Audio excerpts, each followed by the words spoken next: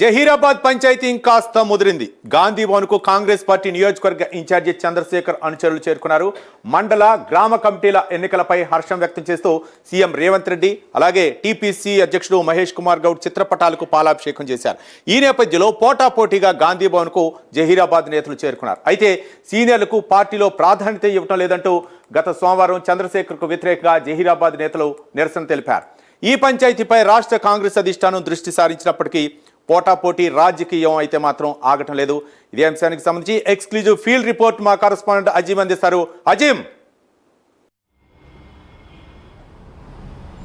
రవి, జహీరాబాద్ కాంగ్రెస్ పంచాయతీ మరోసారి గాంధీ భవన్కి చేరుకుంది. ఈ వారం సోమవారం రోజు ఏదైతే చంద్రశేఖర్ ప్రస్తుతం జహీరాబాద్ నియోజకవర్గ ఇన్ఛార్జిగా బాధ్యతలు నిర్వహిస్తున్నటువంటి చంద్రశేఖర్ 2023 అసెంబ్లీ ఎన్నికల్లో కాంగ్రెస్ పార్టీ అభ్యర్థిగా ఎన్నికల్లో పోటీ చేశారు. ఏదైతే పోటీ చేసి ఓడిపోయారు. అయితే ప్రస్తుతం జహీరాబాద్ నియోజకవర్గ ఇన్ఛార్జిగా కూడా కొనసాగుతున్నారు. సో ఈ నేపథ్యంలో ఆ చంద్రశేఖర్కి వ్యతిరేకంగా కొంచెం మంది గాంధీ భవన్కి వచ్చి ఏదైతే నిరసన వ్యక్తం చేశారు, పార్టీలో ఉన్నటువంటి సీనియర్లకు కానివ్వండి, లేకపోతే పార్టీలో గత 15-20 ఏళ్ళ నుంచి కష్టపడి ఎవరైతే ఉన్నారో వారికి ప్రాధాన్యత ఇవ్వడం లేదు.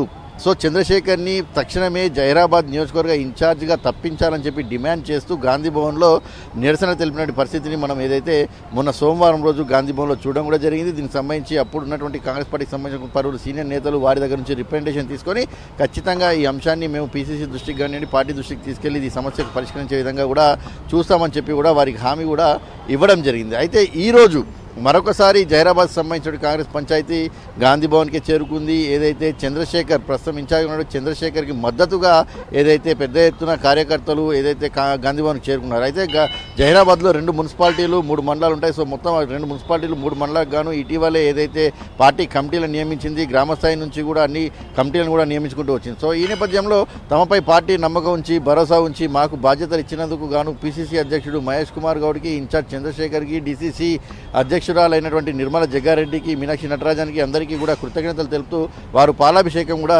చేయడం కూడా జరిగింది. అయితే కాంగ్రెస్ పార్టీ సముద్రం లాంటిది, ఎంతోమంది ఆ పదవులు ఆశిస్తూ ఉంటారు. సో ప్రియారిటీ బట్టి టైం బట్టి వారికి పదవులు వస్తూ ఉంటాయి. కాబట్టి అందరూ కూడా ఓపికతో ఉండాలి, కాంగ్రెస్ పార్టీ కోసం పనిచేస్తూ ఉండాలి, కాంగ్రెస్ పార్టీ బలోపేతం కోసం పనిచేయాలి, కాంగ్రెస్ పార్టీ ఏదైతే పథకాలు తీసుకొచ్చిందో ప్రజలకు తీసుకెళ్ళాలి, ఎక్కడైతే ప్రజల్లో సమస్యలు ఉన్నాయో ఆ సమస్యని తెలుసుకొని పూర్తి స్థాయిలో ఆ సమస్యలు పోగొట్టే విధంగా పనిచేయాలని చెప్పుకుంటూ కూడా ఈరోజు వచ్చినటువంటి నేతలు ఏదైతే మాట్లాడడం కూడా జరిగింది. సో చంద్రశేఖర్ నాయకత్వంలో అక్కడ జహీరాబాద్లో పార్టీ బలోపేతం అవుతుందని చెప్పుకుంటూ కూడా ఏదైతే చంద్రశేఖర్ అనుచరులు ఈరోజు చెప్పారు. సో సోమవారం మాత్రం చంద్రశేఖర్ని ఇన్ఛార్జిగా బాధ్యతల నుంచి తొలగించాలి. ఎందుకంటే 2023 కంటే ముందు కూడా జహీరాబాద్ నియోజకవర్గంలో మాజీ మంత్రి గీతారెడ్డి పోటీ చేసుకుంటూ వచ్చారు. సో గీతారెడ్డి ఆధ్వర్యంలో జహీరాబాద్ గత 25-30 ఏళ్ల నుంచి కూడా ఏదైతే ఇన్ఛార్జిగా అక్కడ ఉంటున్నారు. సో ఎమ్మెల్యేగా మంత్రిగా పనిచేసిన అనుభవం ఉంది. కానీ గతంలో ఆరోగ్యం బాగలేక తను పోటీ చేయలేదు. సో ఈ నేపథ్యంలో చంద్రశేఖర్ పోటీ చేశారు. సో బాధ్యతలు ఉన్నారు. సో గతం నుంచి పనిచేస్తున్నారు, పట్టించుకోవడం లేదనే ఆరోపణ కొంచెం మంది వినిపించారు. ఈ రోజు మాత్రం చంద్రశేఖర్ పూర్తి స్థాయిలో కూడా తన బాధ్యతను నిర్వహిస్తున్నారు, పార్టీ బలోపేతం కోసం కృషి చేస్తున్నారని చెప్పారు. సో ఈ సమస్యపై అయితే